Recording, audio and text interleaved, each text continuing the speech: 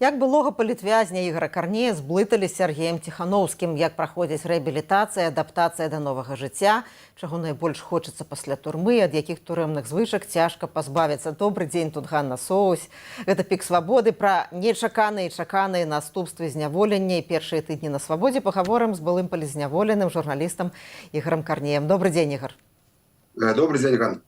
Вельмі рада бачыць, ужо не такім худым, трошкі з валасамі.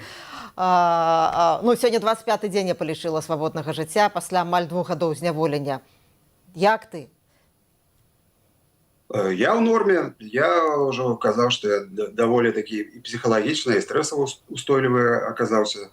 Даволі хутка вярнуўся, можна сказаць, нават адаптаваўся ўжо да гэта жыцця. Это ж ісціна ўжо такая даволі вядомая, што да добрага прызвычаешся нашмат лягчэй, нашмат прасцей, чым да кепскага. Таму гэта ж не рэжымнае жыццё, тое, што вось зараз я маю, эту будзённасць, адрозна ад той, якая вось 3 тыдні таму яшчэ была. Таму дзякуй за клопаты, за турботы. Я ў норме. Спадзяюся, што будзе ўсё лепш і лепш. А цяпер, я так разумею, ты ў санаторыі трошкі падправляеш здароўе, абследуешся, так?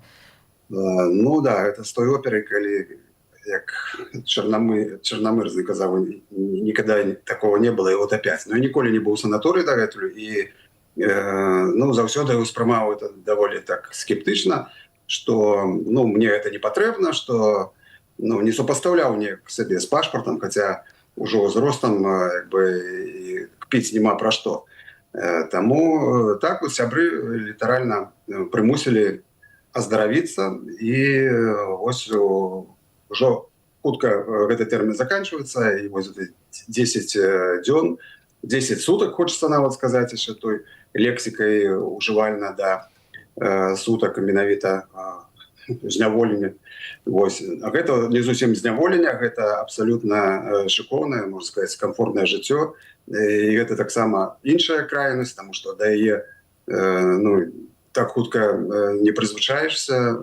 Все-таки і камфорт мае свае выпрабаванні, таму што калі месяцамі ляжыш там на дошках, умоўна кажучы, а потым цябе кладуць на мяккі ложак, то тут таксама это ўжо залішне, што называецца, залішак камфорту.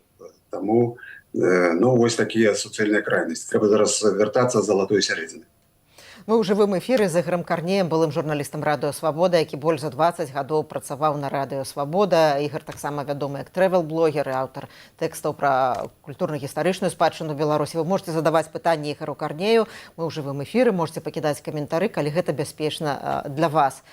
Я палічыла, якраз сёння у нас 15 ліпеня, 17 ліпеня споўніцца роўна 2 гады, як цябе затрымалі ў Менску.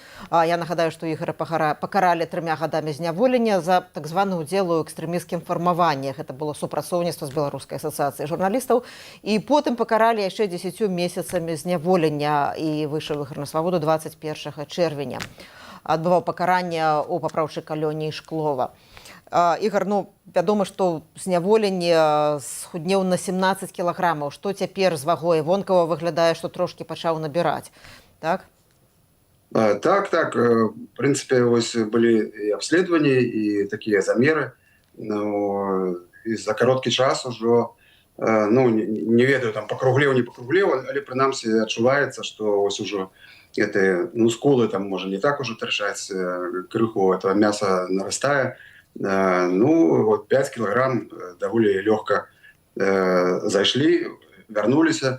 І тое, што, як кажуць, худзізна, яна была такого нездаровага кшталту, бо я вось сам пачаў адчуваць, калі страчваю вагу, менавіта падчас знаходжання ў памяшканні камернага тыпу. Гэта было міжсезонне вось леташняе, якраз з восені да зімы, калі яшчэ не ўключалі ацяпленне, і было вельмі холадна ў камеры.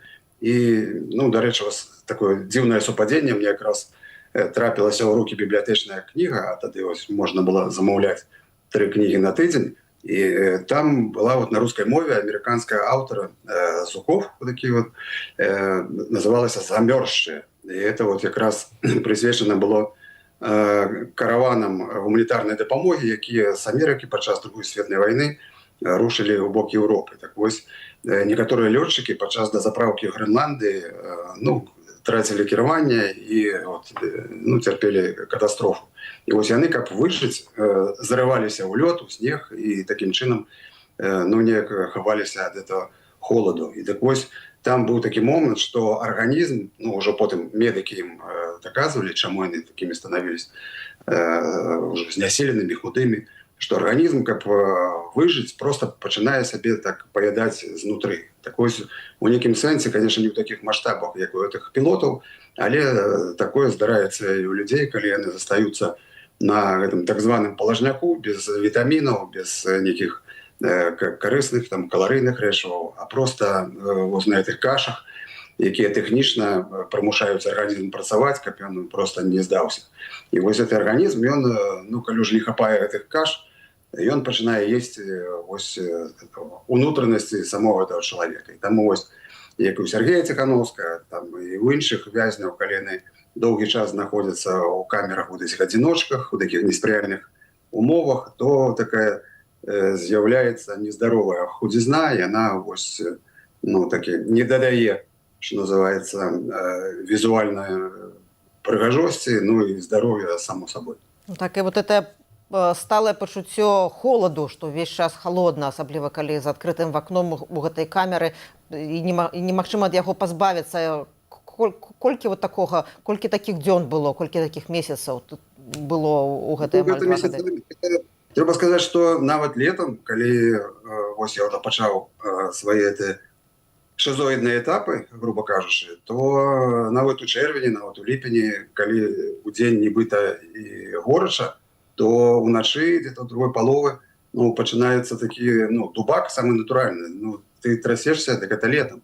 А калі прыходзіць восень, калі кастрычнік месяц, ацяпленне дзесьці там даюць нашмат пазней, дзесьці ў пачатку лістапада, то вось гэты стан пастаяннага холаду, ад якого немагчыма схавацца, тому што ты існуеш у камернай прасторы 7-8 квадратных метраў, не больш, і скразнякі яны паўсюль, вось гэта няўтульнасць, некамфортнасць, нічога не даюць. Ты вот калі у шыза, у цябе нічога няма, ты ж спіш вот так на драўляных насцілах, на гэтых нарах, і толькі ўначы вось у цябе ёсць пад вухам тапкі. Вось это замест падушкі ты можаш пакласці сабе тапак, адзін, напрыклад, а другі пад бок, каб было хоць неяк больш мякчэй, таму што вот у мяне, напрыклад, па гэтых клубах, дзе ўжо скура ды косці там заставаліся, такія вот просто сінякі памерам з далонь,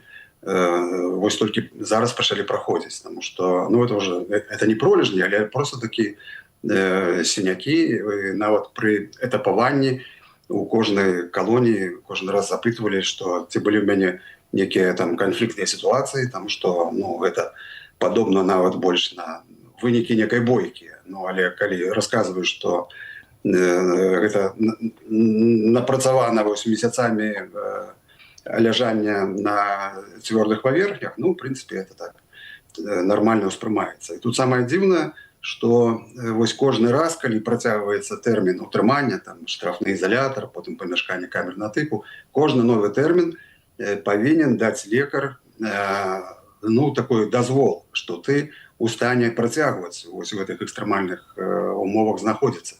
І потым, калі мяне судзілі вось уже па другім артыкуле 411, злоснае непадпарадкаванне нібыта супрацоўнікам адміністрацыі, то у справе крымінальнай былі даведкі, што нібыта лекары мяне сапраўды правяралі кожны раз і давалі такі дазвол, што майму здароўю нічого не пагражае. Хаця я аўтарытэтна заяўляю, тому што это тычыцца майго здароўя, што ніводна разу ніводзін медык не прыйшоў, не глядзеў, значыць, просто фальшаванне самае натуральнае мае месца, калі людзей просто так аўтаматам постфактум нібыта даюць дазвол на тое, каб ён знаходзіўся ў ізаляцыі. Хаця насамрэч нічого такого не адбываецца.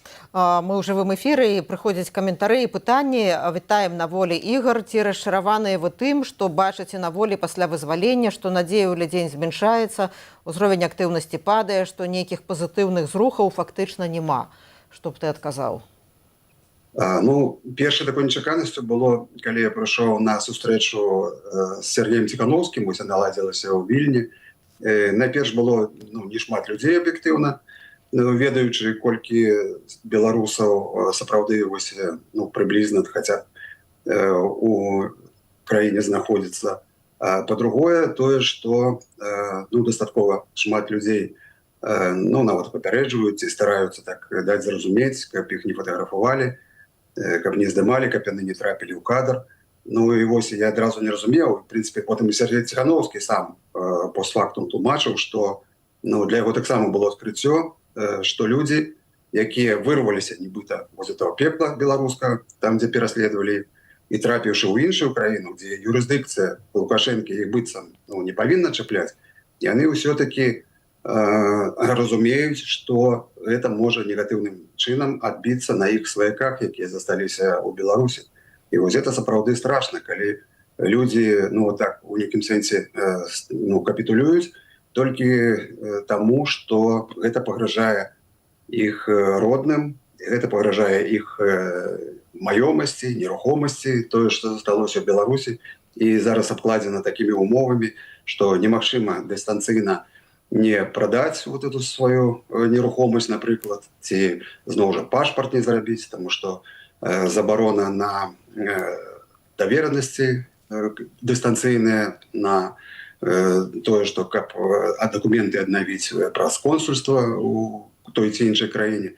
Вось гэта сапраўды так непрыемныя такія выклікае пачуцці. І зноў жа, это вот я і таксама я б хацела, ты сеў у ліпені 2023 году, праз некаторы час пасля пахавання Алеся Пушкіна, гэта быў другі палізняволены на той момант, які загінуў за кратамі, і гэта была навіна, якая ўзрушыла ўсё грамадства.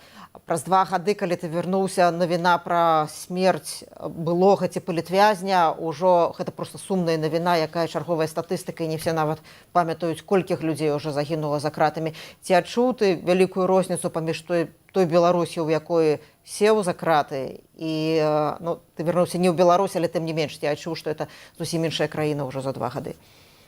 Трэба сказаць адразу, што апошняе, што я зрабіў, вось яшчэ ў 23-м годзе тады, гэта з'ездзіўшы на магілу Алеся Пушкіна і хацеў якраз ўжо зрабіў фотокарткі і так унутрана, калі ўдвукосці сказаць, парадаваўся, што Алесь знайшоў апошні прытулак у такім добрым ціхім месцы, так асобна ад іншых пахаванняў. Такое крыху это усцешыла. Хацеў якраз здымкі зрабіць, патлумачыць людзям, якія да бабра раней не даязджалі, але хацелі б таксама з'ездзіць на магілу, вось як туды патрапіць, зрабіць, выставіць у соцсетках гэтыя здымкі, не атрымалася. Назаўтра мяне забралі. Так, крыху все-таки по-рознаму. Еще ў 23-м годзе мне здавалася, што я мог так больш смялей нешта напісаць, нейкія допісы зрабіць там і ў соцсетках, і все-таки некая такая была адносная вольніца. Цяпер, так разумею, любое слово сказанае, оно можа скончыцца вельмі кепска, і прычым вельмі хутка. Гэта вось такі агульны лагер, у які ператварылася Беларусь, просто становіцца натуральнай зонай. І не трэба ўжо дзяліць там зона якого там агульнага, там строгага ці ўзмоцненага рэжыму. Яна сама па сабе просто зона. Там, дзе засталіся такія абсалютна, скажем так, агульныя зонаўскія парадкі, і дзейнічае такая агульная на ўсіх правілы паводзінаў і правілы пакарання за тое, калі ты раптам дзесьці спрабуеш ісці не ў нагу з генеральнай лініі вось этой так званай партыі. Я читаю твои дописы ў Фейсбуку, іранічныя, вельмі трапныя. Яны, вот, ты умееш расказаць пра вельмі сур'ёзныя рэчы, якія адбываліся за кратамі, з той інтанацыяй, што гэта тут трошки не так трагічна ўспрымаецца, хаця насамрэч ты разумееш, наколькі гэта все цяжка. І я читаю каментары да гэтых допісаў, ну і некаторыя люди пишут, что, ну вот, например, Сергей Тихановский, мы про яго даведаліся ў 20-м годзе, а журналіст Ігор Карней, мы яго ведаем з 90-х гадоў, і значна больш вядомая асоба, это я так цытую людзей под твоімі допісамі. А скажы, калі ласка, вот шмат людзей, пра каго ты пісаў, шмат людзей ведаеш, як людзі, ну, героі тваіх публікацый, магчыма, звязваюцца з табой, пішуць табе, ці адчуваеш ты гэтую падтрымку ад тых, пра каго ты пісаў все гэтыя гады? Ну, это, я скажу, неверагодная рэч, і сапраўды вось гэтым і ацэньваецца ўся твоя праца мінулая, тому што я вот так разумею, што у нашмат больш выгодным стане, чым мае вось калегі, з якімі мы нават і ехалі вось зараз. І, в прынцыпе, вось гэты досвед, ну, такой публічнай працы і тое, што было, ну, неверагодная колькасць знаёмстваў і кантактаў за гэта 35 гадоў, напэўна, ўжо такой актыўнай дзейнасці.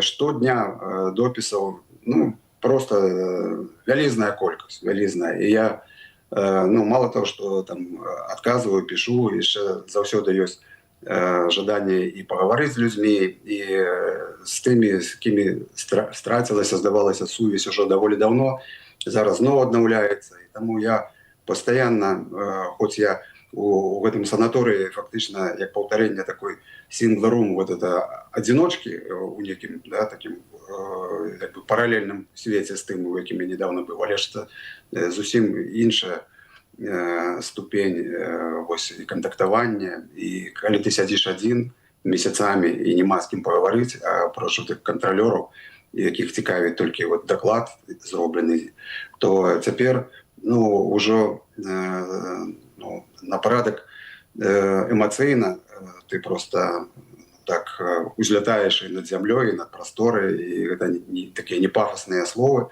а сапраўды быць у кантакце, быць разам з людзьмі, гэта вельмі важна, потому што я, ну, вот, в літаральным сэнсе сутыкнуўся з вар'ятамі, гэта, ну, нічого не зробіш, такое жыццё, калі людзі, седзячы просто у іх, ну, як жаргонным кажучы, ехаў дах, і пачынаюць там самі сабой размаўляць, у іх пачынаюцца там уже і гэтыя чакры адкрывацца, і яны там з космосам гавораць.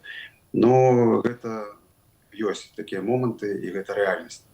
І таму, ну, вельмі важна быць у стане спакойнасці некай такой, нават дыстанцыявацца ад таго, што адбываецца, пагрузіцца ў сябе, калі ёсць магчымасць чытаць, то рабіць гэта. Я за гэты час, ну, абсалютны рэкорд паставіў, ніколі столькі не чытаў, ну, па 250 кніжак у мяне прачытана. Гэта магчымасць таксама заглыбіцца максімальна ў свет нейкі лепшы, можа, нейкі больш цікавы, чым як бы гледзіш вось гэтых 4 сцен і нічога больш. Вот як расказваюць палітвязні, мова кантралёраў ці наглядчыкаў, кантралёраў афіцыйная назва, ну, расейская напалову, напэўна, нецэнзурная, так, як і мова многіх зняволеных крымінальнікаў, таксама нецэнзурная. Якім чынам гэта, вот, ты у гэтым асяроддзі мусіў таксама трошкі карыстацца нецэнзурнымі словамі? Самае дзіўнае, што вось адно з найбольш любімых пакаранняў, якія выносяць вязням, ну, у тым ліку палітвязням і нават у большай ступені, гэта нібыта карыстанне жаргоннай, а таксама нецэнзурнай лексікай.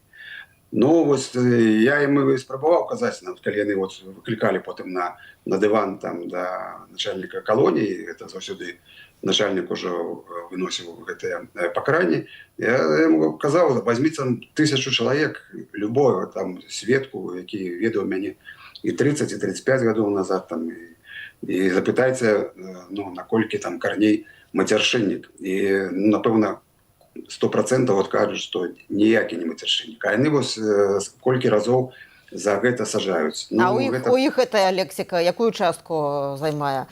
Ну, асноўную. Я думаю, што каб выкінуць іх вот гэтыя мацерныя словы, то яны просто сталі б глуханямымі. Ну, гэта вот у літаральным сэнсе. Яны могуць сказаць, звярнуцца адзін да аднаго, імя назваць, а ўсё астатняе, вот гэты вялізны сказ будзе абсалютна складацца з нецэнзуршчыны. І гэта вось гэтыя афіцеры дзейныя, афіцеры будучыя, якія там цяпер прапаршчыкі, ці тыя, якія яшчэ зараз у сержантах, але таксама хочуць па кар'ернай лесвіцы ісці. Ну, гэта просто неверагодна. Вось іх мова, гэта, ну, мова просто людзей неадукаваных, ну, абмежаваных, і вот з узроўнем IQ это вот, ну, самы-самы прымітыў. І вось гэтыя людзі... А мог бы нейкую фразу паспрабаваць, ну, мы не тое, што запікаем, а просто вы рабі паўзы, там, дзе нецэнзурныя словы. Вот як выглядае нейкая стандартная фраза? Ну, яна вельмі такая... Ну, тут немагчыма просто... Это суцэльны будзе піск просто. Вот так, калі, напрыклад, сказаць Саня, а потом пі, да, пашоў, да, пі, да, ева, да. Ну, это все такое. Ясно. Іх абсолютно, ну, звыклая гутарка такая, і яна, прычым, і ў абіходзе такім з арыштантамі і паміж сабой. Яны же таксама размаўляюць са сваімі сем'ямі і там з жонкамі, і дзеці такія самыя іх растуць. І гэта цэлае пакаленне, таму што вось, ну, прыкладна у нас быў, працаваў адзін, вот ён станавіўся потым уже начальнікам атрада, ну, такі дынастыя ў іх. Бацька таксама ў сістэме Міністэрства ўнутраных спраў. І ён, ну, такі яшчэ малады, быў яшчэ прапаршчыкам, потым літаральна вельмі хутка ўжо стаў лейтэнантам. Ну, яму даручылі нават весці лекцыі такія ўжо адукацыйныя і ну, так, читаючи просто по паперцы, он нават не можа, ну, сказаць, а лекцыю такую яму далі наконт культуры і мастацтва ў жыцці чалавека, наколькі вось гэтыя паняцці узвышаюць чалавека просто, ну, як асобу. І вось ён некалькі разоў пыкаўся па этой паперцы і, ну, пачаў чытаць там, што калі дайшло ўжо да асобна ўзятого там, ну, як па-руску там кажуць, изобразительного искусства, ён, ну, нават не ўчытваешся, у яго толькі адно было там, напрыклад, там, разуменне, што ён гэта слово нават не ведаў. Он говорил изобретательное искусство увесь час. І адзін раз, і трэці, потым і пяты, і калі мы зразумелі, што ён не памыліўся, а ён просто, ну, не разумее, што такое изобразительное, зато у яго там нешта ёсць у галаве з нейкай газеты вычытанае изобретательное, ну, то вот такі вот узровень. А калі ўжо там дайшло да нешта конструктывізма ці конформізму, это там плата сгорела, и он сказал вот тогда якраз, а давайте, ну, вот этим матным словом, посмотрим видео. У нас есть сюжет на эту тему. Вот, на этом вся лекция его скончена. Ігор напісаў у Фейсбуку пра тое, што аднойчы зблыталі цябе з Ціхановскім. Мог бы расказаць для нашай аўдыторыі, як гэта адбылося, чаму так адбылося? Ну, нават і не аднойчы. Трэба сказаць, што літоўцы даволі палітызаваныя і, ну, натуральна маючы такіх суседзяў, як Беларусь, ну, на дзяржаўным узроўні Расія, там з боку Калінінграда, это ўсё мілітарызаваныя зоны. І так ці інакш людзі, ну, глядзяць і навіны і рэагуюць на іх востра. І вось асабліва калі нас выпусцілі, таксама першыя дні на хвалі вось это некай цікаўнасці сюжэты праходзілі. І вось нават у тым санаторыі, вот літаральна учора, это зусім свежы прыклад, дзед такі, ну, дастаткова ўжо стала ўзросту, я думаю, там за 80. І ён, вот, угледзеўшы мяне здалёка яшчэ, калі ліфта стаялі мы, і ён просто пацікавіўся, ці з Беларусі я. Ну, я кажу, што так, з Беларусі. І ён потым, ну, так замоўк і адразу зрабіў выснову, так, типа, все понятно, Тихановский. Но я ему тогда тлумачу, что не Тихановский, что я был у той команде, якая была выдворена з Беларусі разом з Тихановским. Ну, але я журналист, я, ну, до Тихановского не маю адносін. Мы просто вот такие, ну, палітвязні, скажем так, что нас єднає. Ну, і ён все роўна ўпёрся, што я яго падманваю чамусьці, што ён бачыў інтэрв'ю, якое даваў, што я плакаў, что ну, был таких расстроеных там пачуццях, что и свету узгадаў жонку Сергея. Ну і карацей ён і не поверыў, что гэта не Ціхановскі перад ім, що чамусьці ён спрабуе захаваць інкогніта. Вось. Ну і таксама тут людзі, такая сталая жанчына падышла, таксама запытала, што ці не Ціхановскія выпадкова. Ну я сказаў, што не. І яна адразу сказала: так, ну это я памылілася, тому што я ўспамінаю, што выглядае крыху інакш. Але тут сапраўды нічога асабліва дзіўнага, тому што вот зараз на гэтым этапе у нас кандыцыі прыкладна аднолькавыя, і вось узважвалі нас праз пару дзён пасля вызвалення, у нас аказаўся нават вага аднолькавая, па 79 кілаграм. Вось, пры прыкладна падобным росце. Ну, вось, і таму, да, вось гэтыя вялікія вушы, кароткія там тыя фрызуры, тыя скулы, ну, да, як бы па камплекцыі можна і пераблызіць. Вось. Ну, таму тут такія сітуацыі часта здараюцца. Нават я вот апісваў у Фейсбуку, як нават у сейме літоўскім таксама вот супрацоўнік апарату, таксама ўжо чалавек, які больш глядзіць тэлевізар і бачыць фатаграфіі, і ён таксама умудрыўся пераблызіць і падумаў, што я Ціхановскі, аж да таго часу, пакуль ужо пры рассадцы не аказалася, што Сергея просто яшчэ няма, яго чакаюць.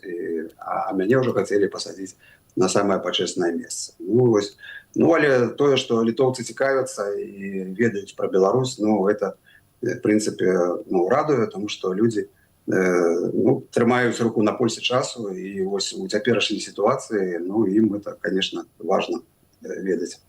А як ты па-чалавечы, па-журналістку, па-літвязняўску глядзіш, ацэньваеш, просто разважаеш пра тое, што цяпер робіць Сергей Ціхановскі, ягоныя заявы, часам эмацыйныя, часам рэзкія? Ну, ось я па сабе мяркую, што ну, трэба было б крыху, конечно, агледзецца. Магчыма, гэта ўсё эмацыйнасць, яна выкліканая тым, што аб'ектыўна губляешся ў часе, што ну, у мяне тэрмін не такі вялікі быў, а яго ўсё-таки 5 гадоў, і ён зафіксаваўся на ўзроўні яшчэ такого ліберальна 2020, калі можна было і заявы рабіць яшчэ, і хадзіць, і лозунгамі вось так кідацца, і ну, і на той момант уяўляючы, што нічога табе за гэта асабліва не будзе. Ну, конечно, потым развязка была страшная і драматычная, але вось у траўні, калі там была аб'яўленая дата выбараў, і адразу вось такая эйфарыя некая ўзнікла, і вось пабачыўшы вот этой шэргі на подпісы і вельмі такую актыўную пазіцыю людзей, ну, вось зараз просто часы змяніліся. І вось гэта 3 тыдні пасля вызвалення, на жаль, таксама агалілі старую вот, беларускую не самую лепшую традыцыю, там, дзе сустракаюцца 2 беларусы, з'яўляюцца 3 меркаванні. І ну, зноў жа, адправіўшы там чалавека беларуса на Марс там, і вярнуўшыся назад, ён з вялікай верагоднасцю можа застаць сітуацыю, калі кожны, хто лічыць сябе лідарам, ён успрымае зноў жа сябе такой апошняй інстанцыі з самай поўнай рацыяй усіх поглядаў, ну і не ўспрымаючы пазіцыю там апанентаў. Ну, хаця зразумела, што ва ўсіх дэмакратычных сіл Беларусі адзін вораг, з якім трэба змагацца, бо тое, што адбываецца ў Беларусі цяпер, это поўнае цемрашальства, это адкідванне не тое, што там на 10, там, на 20, на 30, на 40 гадоў, просто ў развіцці сваім цывілізацыйным. І это вельмі шкада, што у еўрапейскай краіне, якая там прэтэндуе ледзь на цэнтр кантыненту, ось адбываюцца такія ну, просто нереальные рэчы. Просто з пераследам, з рэпрэсіяй, з ператварэннем краіны у вялікі канцэнтрацыйны лагер. Ігор, якраз вот прыйшло пытанне ад нашай аўдыторыі. Цікава, у якім стане зараз Статкевіч. Ну, натуральна, мы не можам ведаць ягоны стан, але тым не менш ну, турмах абмяркоўваюць і гавораць, напэўна, пра Міколу Статкевіча, пра палітзняволенага палітыка Міколу Статкевіча. Як бы вы адказалі? Як бы ты адказаў? Мікола Статкевіча, напэўна, адна з самых просто ну, катастрафічных становішчаў, тому што ён адзін і, напэўна, ну не адзін, і ёсць яшчэ людзі, але пра іх, можа, нават і не ведаем, якія знаходзяцца на асаблівым рэжыме. Гэта самы ўжо такі ну, выпадак ну, жахлівы, можна сказаць. Ён яшчэ знаходзіцца ну, глыбока это зона, ну, турма для рэцыдывістаў, для асаблівага рэжыму, для асаблівых злоснікаў. І вось тыя людзі, якія там з ім побач сядзелі, кажуць, што ён знаходзіцца зусім у невялічкай камеры, там літаральна ну, 5-6 метраў яна, эта камера, яна пастаянна вільготная, там пастаянна яе падтаплівае. Там няма просто дзе фізічна перамяшчацца. І гэта ну, такое абсалютна жахлівае ну, просто ну, становішча, якое не павінна быць цяпер. Ну, это просто, это ж не сярэднявечча.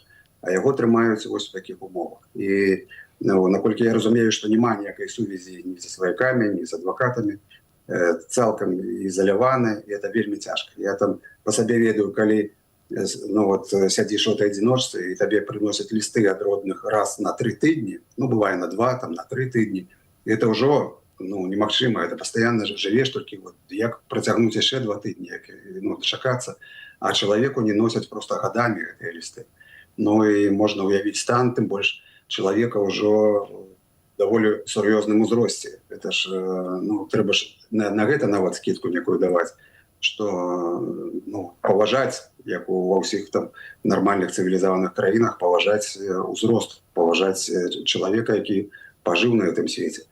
А тут ўсё робіцца дзеля таго, как просто замардаваць і ну, знічтожыць. Ну, адзінае, што можа будзе ну, страх перад тым, што чалавек не вытрымае. І мне здаецца, што ў выпадку Сергея Ціхановскага так адбылося ўрэшце, што яны спалохаліся, што можа быць ну, такі летальныя наступствы і як бы, гэта прыспешыла вызваленне. Так што і ў выпадку з Міколам Статкевічам, спадзяюся, ну, некі там вось это схаваныя у падкорцы там парэшткі этого гуманізму таксама спрацуюць, тому што вось Мікола адзін з самых вот зараз такіх вязняў, які знаходзяцца ў самым страшным становішчы. Мы ў жывым эфіры з былым палітзняволеным журналістам Ігорам Карнеем. Вы можете задаваць яму пытанні, таксама пакідаць каментары, калі гэта для вас бяспечна. Ігор, на пачатку размовы ты агаварыўся, сказаў, я ў санаторыі там не 10 дзён, а 10 сутак. Якія звычкі фізычныя, псіхалагічныя засталіся пасля гэтых 2 дзён турмы? Вот я ведаю, што часам людзей можна пазнаць, як яны садзяцца, бо там пэўная такая як бы ёсць пазіцыя, як прымушаюць сядзець на этапах, ці калі яшчэ зняволеных, як ходзіць чалавек, магчыма, лексіка ягоная. Вот што ў цябе засталося з таго? Ну, я стараўся эту турму сябе не прапусціць. Это, в принципе, ну, самое разумное, потому что ну, я ж не збіраўся жыць этими крымінальнымі звычкамі, там, ці становиться неким, ну, улазить в эту иерархию авторитетов и так далее. Тому по максимуму я просто пропускал это мимо себе, не подводил. Но я гляжу, что идея параллельно видео и ну, по походце можно познать. Вот сгорбленность, это скукоженность, сутулость, это просто набыток после месяца у следчым изоляторе. Коли там, да, вот, например, в СИЗА номер 1 можно было сидеть на нарах на первом ярусе, але одразу над тобой начинается другий ярус, а потом еще 3-й ярус. И ты просто не можешь сесть ровно. Ты постоянно у стане пытальника, в такой позе. И вот это просто уже вырастает, но вот этой горб. Его как бы тяжко и расправить, но але ну трэба як бы осанку гэтую вяртаць. Гэта вот такая абсалютная рыса, ну, бальшыні вязняў, якія просто ламаюцца, асабліва высокія, ну, такія хто дробнейшы можа там памесціцца, а вось у каго ёсць рост такі больш-менш ну, заўважны, той, конечно, пакутае ў гэтым сэнсе. Ну, а так звычки, да. Ну, до многих чапляецца. Вось это лексика, конечно. І вось эта сумка, якая таксама вось на экране зараз бачна, ну, яе не назовеш уже сумка, уже язык не паварочыцца, потому что она все равно такі, як турэмны атрыбут, это кешар. Ну, это павялося яшчэ даўным-даўно, і я вось, чытаючы архіпелаг ГУЛАГ Солженіцына, таксама вось там за это слово зачапіўся, кешар, ён як бы з тых часоў. Ну, і таксама все это кругаль, напрыклад, это алюміниевая кружка, там, ну, все іншыя. Ну, ёсць такая лексіка, якая она ўжываецца толькі ў тых мясцінах. І таму, ну, чапляецца так ці інакш, бывае калісьці і сам, так і не звяртаючы ўвагу. Вось лепіш гэтыя гарбылі усялякія. Ну, вось эта лыжка, так это вясло, напрыклад, тут, калі там ужо казаць. Дарэчы, у шыза гэтыя лыжкі абрэзаныя, там літаральна нема рукоятки, а только вот это шарпалося. И ты фактично вот яси просто пальцами, руками. Ну, это из-за того, как не заточил, там, не зарезался, не напал на контролера. Вось. І, ну, ёсць звычки такие, але это, может, те, кто сидят уже долго, и яны так ці інакш прозвычайваюцца, и это люди, якія яшчэ окунуліся в эту криминальную систему по малолетству. Ёсць такія, хто з 14 гадоў ужо пачалі на спецулюкі быць, іх адпраўлялі для падлеткаў спецвучэльні. І вось яны ўсё жыццё, некаторыя там сутыкаюцца і па 30, па 40 гадоў, некаторыя па 50 гадоў, вось бясконца сядзяць, выйдуць, крыху пабудуць на волі, потым вяртаюцца зноў. Натуральна, у іх ужо гэта, ну, жыццё проведенное за кратами, оно зусім інакш просто, ну, увасабляе наогул гэтыя каштоўнасці. Шмат у кого немало ні сваякоў, нікога, яны вось адны сядзяць, потым выйдуць, няма кому падтрымліваць, няма такой, ну, праграмы сацыялізацыі, там, рэабілітацыі.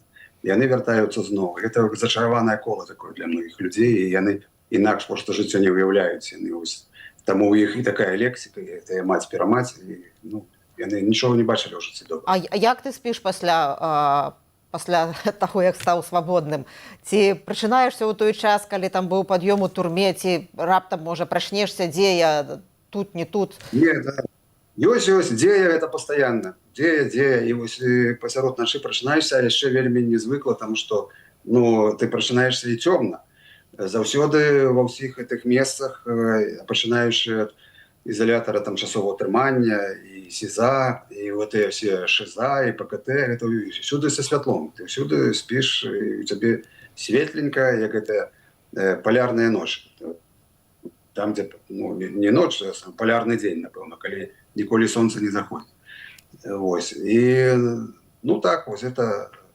І так, я після войска, которое скончилось для меня там 35 годов тому, ніколи, ну, вот так мэтанакіравана ў 6 гадзін не прачынаўся. А калі ты знаходзішся у памяшканнях от камерного типу, штрафных изоляторах, там пад'ём увогуле 5 раніцы. Я вот не разумею просто мэтазгоднасці гэта, потому что толькі павялічваецца твой дзень. Это просто неверагодных памераў дзень, які ніколі, здаецца, не скончыцца. Вось з 5 раніцы ты прачынаешься, і вось до ночи ты просто блукаешь, як лунь, по этих там своих 7 метрах квадратных, просто топчешь это. Ну, километры там не скажу, але сотни метров, потому что там нема где разминуться просто, ну, нават самим собой. И тому так. Ну, а першие ночи, коли тут было некомфортно как раз таки из-за того, что надто мягко. Потому что уже и тело призвычаивается уже до лежания на твердым, на пружинах, на сваренных листах. Это вот все, что можно придумать, не предугледженное для того, как человеку приносит задовольнение некое там, от сну. Вот это все есть у зонах, у турмах и так далее. А уже коли вот идеально все, тогда как раз ничего не хапает. Ну, да, это уже выдатки, такие звычки до экстриму. Ось. Ну, але натурально, что с тягом часу, я думаю, все это адыдзе ў мінулае, і в принципе человек повинен ну, не пакутаваць, а жыць нармальным паўнавартасным жыццём, калі гэта, ну, ёсць такая магчымасць. Бо, Ігор, ну, вот я хотела тут звярнуцца да нашай аўдыторыі. Вы бачылі толькі што кадры. Гэта вялікае інтэрв'ю Ігора і Інны Карней, якое цяпер даступнае на асноўным канале Радыё Свабода. Паглядзіце яго, калі ласка. У меня пытанне якраз пра вашу жонку Інну Карней, якая атрымала анкалагічны дыягназ. Цягам твайго зняволення, у якім стане яна цяпер, як ты можаш яе падтрымаць, як вы глядзіце на, ну, вот, будучае жыццё разам, не разам? Ну, это была одна из самых таких страшных сторонок. Я якраз был, ну, на чарговым этом бесконцым, здавалася, якое ніколі не скончыцца этом пакаранні, это памяшканне камернага тыпу. Тады былі дазволеныя лісты. Ну, я ўжо казаў, што прыносілі іх там раз на 2, на 3 тыдні. Не было ніякай магчымасці некае аператыўнае ліставанне. Ну, просто вот так.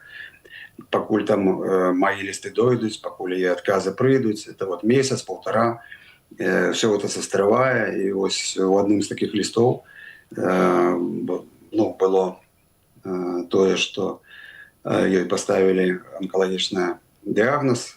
Ну, это было, ну, вельмі страшна і дыскамфортна, потому что я не могу нічым дапамагчы. Нават падтрымаць, ну, маральна падтрымаць за руку, там, ну, погладить по голове, неяк супокоить. Это, ну, вот такое бессилие, ну, просто выбешивая, садись на коня. И вот тогда я один и первый раз, напевно, за все эти 2 годы как бы допустил думку, что чему там не может со мной здариться с Витольдом Машурком. И он как раз, вот, я в его камере там больше сидел, возле ПКТ, это было там, где его не стало. З Алесем Пушкіним. Ну, чому? Чим я там мацнейший, там, ці лепший, там, ці які адметны. І вот это было самое страшное. Ну, потым уже, калі меня осудили другі раз і перевели там на строгую зону уже пасля, ну, сярод людзей все-таки як успрымаецца больш гэта адэкватна. І вот жонка, калі сказала, што яна атрымлівае зараз кваліфікаванае лячэнне, не з агульнай, грубо кажучы, бочкі, калі разліваюцца, напрыклад, усім эту хімію, а все-таки ёсць індывідуальны падыход, пад кожна распрацоўваецца свая праграма. Ну, вось это і лекі новага пакалення, у Беларусі такіх няма, і вось, ну, яна, знаходзячыся ў Партугаліі зараз, мае магчымасць, ну, такого індывідуальнага падыходу, уважліва. И я просто верую, что все эти стрессы и переживания, которые там на мою долю выпали, ну, они не повинны пройти просто так марно. И что это, ну, неким чином повинно в становчым сенсе отбиться на яе здоровье. И мне вельми хочется хутчэй об'яднацца сям'ёй, бо бачыліся мы толькі вельмі коротко, там на 2 дні літаральна нас здолела прыляцець падчас вызвалення. З дзецьмі я яшчэ зусім не бачыўся. І вось найбольш, конечно, ожидание это зараз усіх абняць і калі-небудзь там сесці за адным столом, павячэраць і успомніць шчаслівае жыццё, якое было, ну, здавалася яшчэ не так давно. А за кароткі час, конечно, вельмі шмат што памянялася. Ну і тут шмат каментароў, падтрымку і цябе, і Інны. Жадаем Ігору моцы вытрымаць все выпрабаванні. Мы таксама жадаем моцы вытрымаць все і спадзяемся і на медыцыну, і спадзяемся на силу духа у вашей семьи. Я еще какое пытанне хотела задать. Вот Юрась Зянькович, калі выйшаў, был некалькі месяцаў по специальной программе реабилитации, такая специальная программа Ураду США. Ему дапамагалі вернуться ў жыццё. Вот самые розныя специалисты, доктары, психологи его обследовали. Вот ці нешта падобнае атрымліваецца у цябе, каб праверылі цябе таксама все, што з табой адбывалася, яно натуральным чынам адбілася на здароўе? Ну, у меня, напэўна, таких праблем можа і няма. Я зноў жа паўтаруся, што страціў ад свайго арганізма не так шмат у працэнтных суадносінах, як вялікія хлопцы, ну, і той жа Зянкович, і Ціхановскі, і Бабарыка, і Федута. Ну да, там у іх, конечно, паказнікі такія трывожныя былі, і іх рэабілітацыя патрабуе большых высілкаў. Я шчаслівы ўжо тым, што я на волі. Я нешчаслівы тым, што засталося вельмі шмат годных і дастойных людзей, якія ну, просто ні за што селі, просто за іншадумства і нават ну, такое не яскрава выражанае, такое выказанае. Гэта ну, не каментары нейкія, там за лайкі сядзяць, там смех просто за што, ну, за лайк, нават без слова, некае яшчэ там дадаткова. Ну, выдатныя людзі, выдатныя спецыялісты з вышэйшай адукацыяй, прыстойныя, гэтыя людзі засталіся, за іх няма каму уступіцца. Я ўдзячны вось амерыканскаму боку, які за ну, вось, маю супрацу з Радыё Свабода такім чынам ну, аддзякаваў і уключыў там у прыярытэтны спіс. Але паўтаруся, што тысячы людзей, за якіх няма ну, каму уступіцца, яны ось, некаторыя нават не фігуруюць у спісах праваабаронцаў, хаця ну, нашы людзі, іх трэба нейкім чынам ратаваць, выцягваць. Таму ну, мне і няёмка нават думаць пра сваё там некае здароўе ці там стан, калі я ведаю, што застаюцца вот людзі, у якіх няма абсалютна ніякай магчымасці пры цяперашняй гэтай каланіяльнай косе медыцыне, якая ну, не ратуе і не здольна нічога зрабіць, калі нават чалавеку стане там кепска. Ось, таму я адчуваю сябе добра, нармальна, і усяляк толькі ну, хочацца неяк дапамагчы, каб палізняволеных было менш. Хаця практыка цяперашняя, яна ну, таксама зусім такая вар'яцкая, калі выпускаюць 14 чалавек, хваляцца, там птушачку паставілі, справаздачыліся ўнізе там у такім гуманітарным аспекце, што мы вось такія чалавекалюбы. А назаўтра там кіраўнік КДБ расказвае, што ўзялі 26 шпіёнаў. Так толькі шпіёны, не кажучы пра ўсіх астатніх. І вось так на кожна аднаго адпушчана ну, бяруць нам 3 новых. І вось гэты бясконцы торг становіцца такім замкнёным колам і ну, не бачна нават выйсці.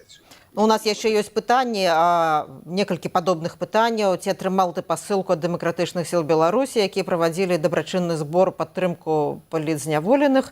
Ці дайшла да беларусаў дапамога на зону, што тым летам сабралі $500 000 Ну, найхутчэй каментатар мае на ўвазе маратон салідарнасці, які адбываўся 2 гады таму, і тады сапраўды беларусы сабралі $500 000 падтрымку палізняволеных, але я дадам, што пасылкі палізняволеныя могуць атрымліваць толькі ад родных, і мы не можам дадзеным выпадку ведаць, атрымалі или не атрымалі. Я не ведаю, Ігор, ці ты ведаеш пра гэта? Я просто больш шырока хацела запытацца, якую дапамогу ты ўжо атрымліваў падчас зняволення, і якая дапамога табе патрэбная? Ну, падчас зняволення в этом сэнсе вельмі цяжка, тому што сапраўды яшчэ ў 23-м годзе, вось калі меня забралі, будучы у СІЗА нумар 1, яшчэ даходзілі некаторыя бандэролі невялічкія, там, ну, напрыклад, шкарпэткі, такім асадкі, алоўкі. Ну, і гэта потым было расцэнена як падтрымка экстрэмісцкай дзейнасці. І ўжо, калі я сядзеў у ШИЗА, напрыклад, на агульным рэжыме ў Шклове, да мяне прыходзіў следчы са Шкловскага ўправлення следчага камітэта, і былі проста ўжо пачатыя крымінальныя справы на людзей, якія так ці інакш падтрымлівалі палітзняволеных. То бок, ну, адна справа, калі нехта з незнаёмых табе, ну, сябры, напрыклад, хочуць там пасылку даслаць, але калі вось яны бачаць у гэтым чалавеку сістэмную вот такую падтрымку, калі ён там 5 чалавекам ці 6 ці 10 дасылаў маленькія там грашовыя пераводы і вось гэтыя бандэролькі. І вось я быў сведкам таму, што з'яўляўся атрымальнікам ад аднаго, ну, так вядомага чалавека, які зараз адбывае пакаранне менавіта за падтрымку вось гэтай экстрэмісцкай дзейнасці. И тому, ну, это нереально, как ну, некие там великие грошовые переводы, ці суммы, ці ось эти посылки приходили, и еще и позначено было, что это вот акт такой солидарности с палітвязнями. Не, конечно, это не было. Мало за тое, меня вот вывозили зимой у КДБ, там так само, ну, была спроба раскрутить еще на додатковый термин, і была сустрэча з прадстаўнікамі дзярждэпартаменту ЗША, абсалютна нечакана, это сюрпрыз сюрпрызаў быў, потому что на той момант конфронтацыя там досягала свайго апагею, і тут раптам ужо ну, такая делегация, но они сказали, что это уже они представляют новую администрацию Дональда Трампа. И вот тогда эти конгрессмены сказали, что есть для меня персонально вялізны пакет лістоў ад калег, сяброў, якія яны назбіралі там са ўсяго свету, падтрымка, і яны вось перадаюць это супрацоўнікам КДБ, і потым тыя ўжо аддадуць мне вось гэтыя лісты падтрымкі. І плюс да ўсяго там яшчэ павінен быў пакет быць калядны, таму што якраз паміж калядамі еўрапейскімі і праваслаўнымі якраз это быў пачатак студзеня, і сказалі, што таксама будуць яшчэ вось такія смачныя падарункі. Ну і ў выніку не атрымаў я ні таго, ні другога, што было абсалютна прадказальна. Як практыка паказвае, з КДБшнікаў не станецца забраць нават тое, што табе ідзе жаргонам, ужо скажу, іхнім палажняком. Это вось арыгіналы прысудаў, арыгіналы апеляцый, адказы там з Верховного суду, з абласного суду, на один прысуд, на другі. Вось у меня была такая тэчка вялікая усіх дакументаў, якія просто мне, ну, як бы законам положено мець. І вось пры высылцы нас цяпер сюды ўжо, на Літву, забралі нават вот гэтыя арыгіналы ўсіх дакументаў. І фактычна мы аказаліся выкінутымі без адзінай паперкі. З папяровага толькі пашпарт. І то, дзякуй Богу, хоць гэта ёсць. А так, ну, нічога няма. І таму ніякая дапамога, якая там, ну, дэкларуецца і робіцца, яна да палітвязня практычна не даходзіць. Ну вот і людзі якраз у працяг гэтай тэмы ў каментарах пішуць, што вот Наталья Малец атрымала 3,5 гады за дапамогу палітвязням, а Ольга Токарчук маці сядзіць за дапамогу палітвязняў, няма магчымасці перадаць пасылкі. І таксама пішуць яшчэ людзі: віншуем, Ігор на свабодзе, вельмі рады за вас і за вашу сям'ю. Ігор, дзякуй вялікі за тое, што прыйшоў у наш эфір. Аднаўляйся, чакаем больш у нашых эфірах, чакаем твоих допісаў. Дзякуй вялікі. Дзякуй за ўдзел. Гостем Піка Свабода былы палітвязень, журналіст Ігор Карней. Я Ганна Соусь развітваюся з вами. Заставайцеся ў бяспецы і са свабодай.